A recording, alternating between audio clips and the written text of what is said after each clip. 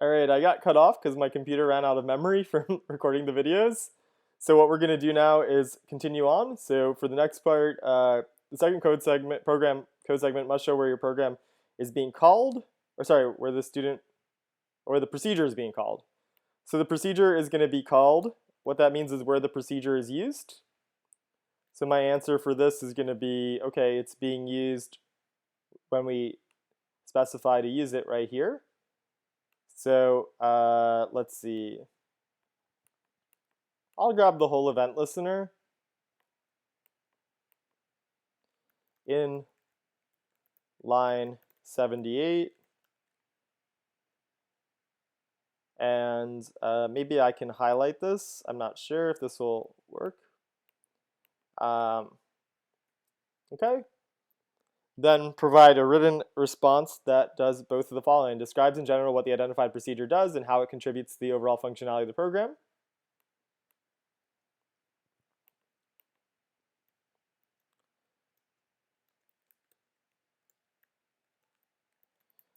My procedure encodes a string using a Caesar shift of this with the specified amount. Both the string and number and shift number are parameters that the encode function takes when called. To do this, to explain in detail the steps, so I'm going to wait on that. The procedure will output an encoded string. This procedure is essential for my program because the purpose of my program is to encode strings inputted by the user using various Caesar ciphers. Okay, let's see. Describe in general what the identified, okay, that's the general one, and now we need to be step by step. So now what this is like, it's kind of like when we add comments to our code. Oops, this one is, sorry, code, I think this one was 3. Can't read if that's 3, it's too tiny. Yeah, 3, and then this one will be 4, explains. Okay, so my answer here is going to be a step-by-step discussion of how it works. So what it's going to do is it's going to, we can just go through this line by line. To encode the string, step 1, I make the string all uppercase. Step 2, so we don't have to talk about console logging. Turn the uppercase string into a list so we can iterate loop through it. Step 3, create an empty string for the output variable. Step 4, iterate through the string list we created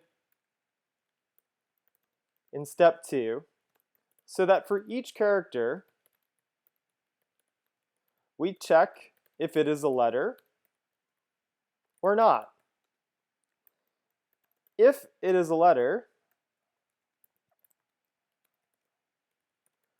find the letter's position in the alphabet and shift by the specified amount. And shift the index by the specified amount. If this index is larger than 27, 25, then it will be outside of the alphabet list. So we subtract 26 in this case. Take the letter at this new index, at this shifted index, and add it to the output string. If the character was not a letter, do not shift it. Just add it to the output string. Okay, so now we're all the way down to here, and then finally return the output string. All right, 3D has to do with testing. So I'll delete this last row here. And then 3D.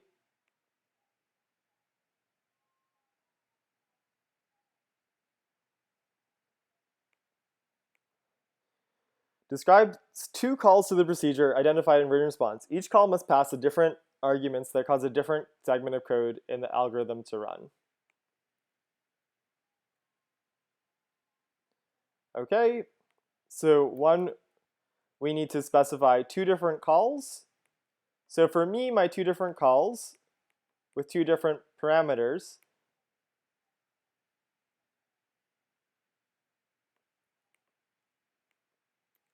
one thing that I could test is, does my program work correctly when I have just letters? First call. So what I could do is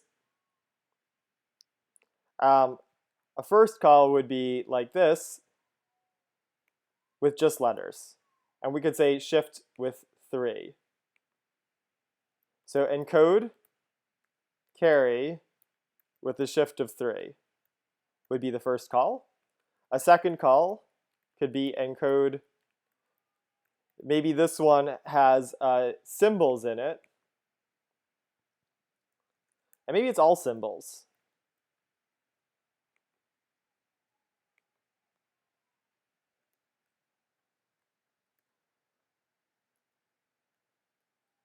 I'm just going to put that with a shift of 3.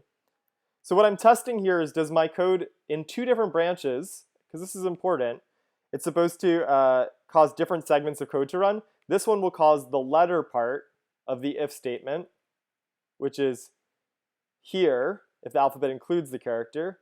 And then the other one will be just the else part that's running. So now we're exploring the whole if and else part. Okay, describe what conditions is being tested. So I'm not going to paste the question here. I'm just going to describe it because I'm worried that I'm going to run out of time here with the memory on my computer. The first test, encoding letters with no symbols. The second, we'll test encoding letters, or sorry, symbols with no letters. And then this is the result. So for this part, we'll have for the first call that the result is everything shifted. So here the result is all shifted by 3. So let me just copy and paste this for the second call.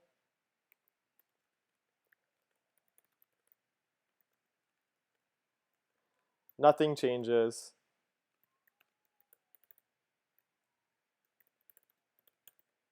Because it is all symbols.